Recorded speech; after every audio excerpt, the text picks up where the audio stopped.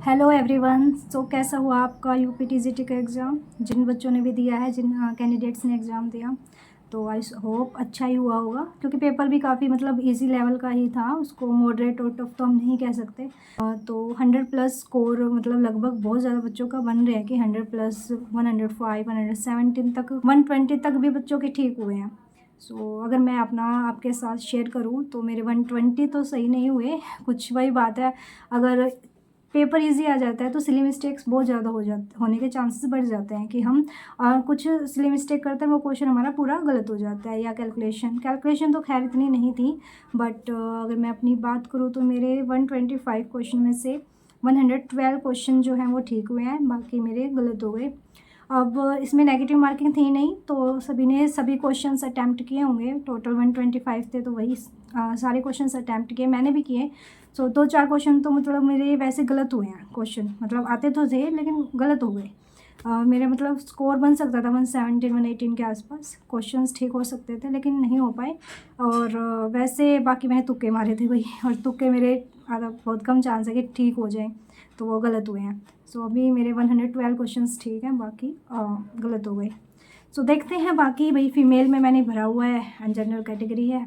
Total vacancy I think 17 थी इसमें, तो देखते हैं भाई, क्या पता आ ही जाए, हो जाए, हमारा भी सिलेक्शन हो जाए। बहुत टाइम से वेट कर रहे हैं, बहुत टाइम से मेहनत कर रहे हैं। एंड इसी बीच हमारा जो DSSB है उसका भी रिज़ल्ट आ गया है। DSSB का रिज़ल्ट तो नहीं मेरा सिलेक्शन हो पाया उसमें, क्योंकि उसकी कट ऑफ जैसे कि आप सबको पता ही है 117 गई है। एंड मेरे जो मार्क्स हैं वो 106 मार्क्स हैं बने, जो जिसमें से 70 मार्क्स मेरे पार्ट 1 में बने हैं। एंड पार्ट 2 में मेरा जो क्वालिफाइंग क्राइटेरिया था वो क्लियर नहीं हो पाया, उसमें मेरे 36 मार्क्स बने हैं। उस पर मुझे काम करना पड़ेगा। पार्ट ए में भी 70 है, तो 70 से 85+ तक लेके जाना पड़ेगा, क्योंकि अभी इतनी हाई कट ऑफ है, कंपटीशन है, तो फिर दोनों पार्ट्स में हमें अच्छे मार्क्स ही गेन करने पड़ेंगे। अब मेरा जो पूरा फोकस है यूपीटीजीटी हो गया। अब मेरा और कोई एग्ज़ाम मैंने नहीं फिल किया हुआ। यूपीजीआईसी का फिल किया था, लेकिन उसका जो सेंटर है वो इतनी दूर आया है कि मतलब मैं नहीं जा पाऊँगी। 9-10 घंटे दूर सेंटर आया है, तो उसका तो कैंसिल कर दिया मैंने, मैं नहीं जाऊँगी उसके लिए। बाकी अभी मेरा पूरा फोकस DSSB TGT पे रहेगा। जो भी मिस्टेक्स इस पेपर में हो गई, लास्ट जो आया है रिज़ल्ट, तो वो कमियां जो हैं वो दूर करेंगे। एंड लास्ट चांस है मेरा ये, क्योंकि वही है, एज 30 की हुई है इसमें DSSB में, बट अभी लास्ट चांस ही है। एंड अब इसकी प्रॉपर प्रिपरेशन करेंगे। मैं ज़रूर शेयर करूँगी आपके साथ कि पार्ट 1 और पार्ट 2 मैं कैसे कर रही हूँ, या हम एक दूसरे की हेल्प करेंगे कैसे इसको और अच्छा कर सकते हैं, जैसे पार्ट 1 भी हमारा स्ट्रॉन्ग हो जाए और पार्ट 2 भी। एंड इसमें सबसे मेन जो है वो टाइमिंग है भाई, सबसे मेन टाइमिंग है।